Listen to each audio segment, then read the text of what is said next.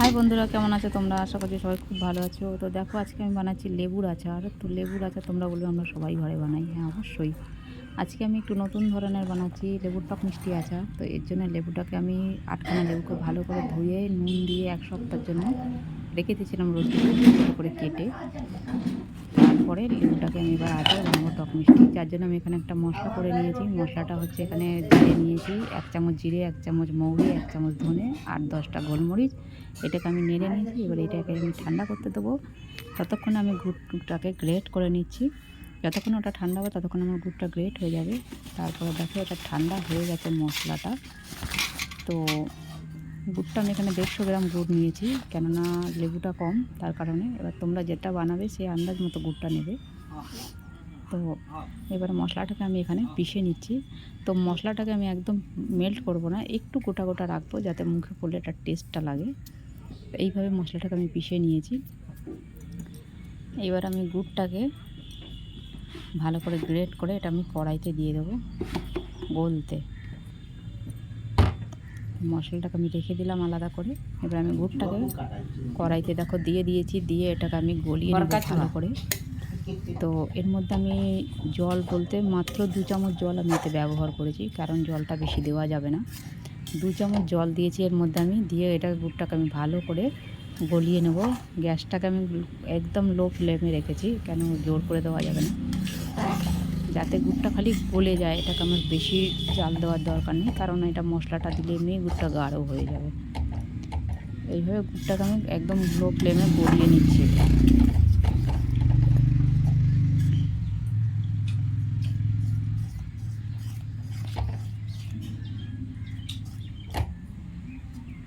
তো দেখো, এইভাবে আমি গুড়টাকে গলিয়ে নিচ্ছি ভালো করে। গুড়টা গলে যাওয়ার পরে এর মধ্যে এবার আমি একটা একটা করে মশলা দেবো। তো গুড়টা আমার দেখো ভালো মতন গলে গেছে। এইভাবে গলিয়ে নিয়েছে গুড়টাকে আমি। দেখতে পাচ্ছ এটা কেমন রয়েছে, ঠিক এরকমই পাতলা থাকবে, কারণ এটা আস্তে আস্তে ঠান্ডা হলে গাঢ় হয়ে যাবে। আবার গ্যাসটা আমি এবার বন্ধ করে দিলাম। এর মধ্যে আমি একটা একটা করে মশলাগুলো দেব। তো মশলার মধ্যে আমি এই পেশা মশলাটা দিয়ে দিলাম। তো দেখো, আমি এর মধ্যে একটা একটা করে সব মশলাগুলো দিয়ে দিচ্ছি। যেহেতু মশলাটা পিষে রেখেছিলাম মিক্সিতে, এই মশলাটা দিয়ে দিলাম। এইবার এর মধ্যে দেবো আমি 1 চামচের মতো বিট নুন। বিট নুনটা আন্দাজ মতন তোমরা দেবে, কারণ এটা আমি সাদা নুনটার ব্যবহার করব না, যেহেতু আমি লেবুর মধ্যে দিয়ে দিয়েছিলাম সাদা নুনটা। তো এই মশলাটার মধ্যে খালি আমি কালো বিট নুনটাই দেবো। তো বিট নুনটা আন্দাজ মতন আমি দিয়ে দিয়েছি, ছোটো চামচের 1 চামচ। তোমরা তোমাদের আন্দাজ মতন দেবে। এর মধ্যে আমি একটা জিনিস স্কিপ করে গেছে বন্ধু, জানি না কেন, আমার হয়তো ক্যামেরাটা ডিস্টার্ব করেছিল তাই বন্ধ হয়ে গেছে। 1 চামচ গুঁড়ো লঙ্কা আমি এতে দিয়ে দিচ্ছি। আর যে দুটো জিনিস আমি এর মধ্যে দিয়েছি সেটা হয়তো কোনো কারণে ক্যামেরাটা বন্ধ হয়ে গেছে, স্কিপ হয়ে গেছে। এর মধ্যে আমি দিয়ে দিয়েছিলাম এক আন্দাজ মতন একটুখানি, আধা চামচের মতন বলতে পারো জোয়ান ক্র্যাশ করে দিয়েছিলাম, আর 1 চুটকি হিং দিয়ে দিয়েছিলাম, যেটা কোনো কারণে হয়তো আমার ক্যামেরাটা বন্ধ হয়ে গেছে তাই এটা স্কিপ হয়ে গেছে। এরপরে এর মধ্যে আমি দিয়ে দিচ্ছি লেবুটাকে আমি এর মধ্যে এবার ভালো মতন করে নেড়ে নেব। দেখো, এটাকে আমি ভালো করে লেবুটার সাথে মিশিয়ে নিচ্ছি মশলাগুলোকে।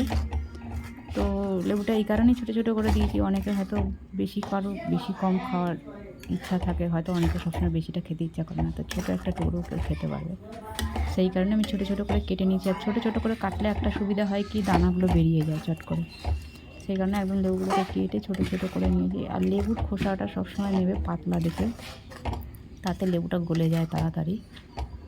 তো এইভাবে এটাকে আমি মেল্ট করে এবার ঠান্ডা করে নিয়ে আমি ডিবার মধ্যে ঢেলে নেব।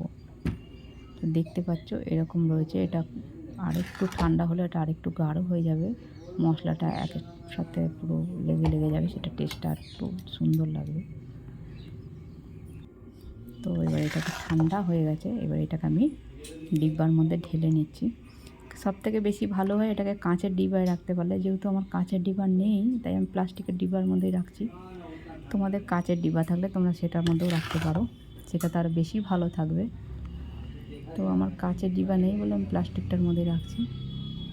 এইভাবে আচারটাকে আমি যেহেতু এক হাতে ফোনটা ধরে আছি তো একটু অসুবিধা হচ্ছে, এইভাবে আমি ধীরে ধীরে করে ডিব্বার মধ্যে ঢেলে নিচ্ছি। ভালো করে ঢেলে নিয়ে তারপরে এটাকে আমি কিছুক্ষণের জন্য রোদে দিয়ে দেবো। দেখো, হয়ে গেছে আমার লেবুর আচার।